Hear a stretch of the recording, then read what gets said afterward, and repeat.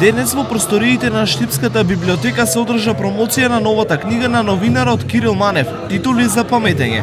Годинава се навршуваат 50 години од првата титула на фудбалски клуб Брегалница освоена 1963-64 година. Тоа беше поводот и за пишувањето на оваа книга Титули за паметење.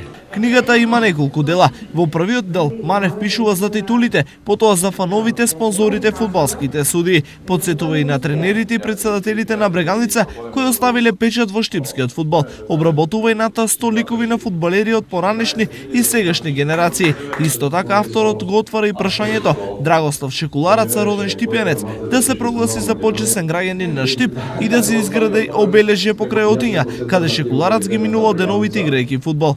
Кирил Манев заслужува сите честитки.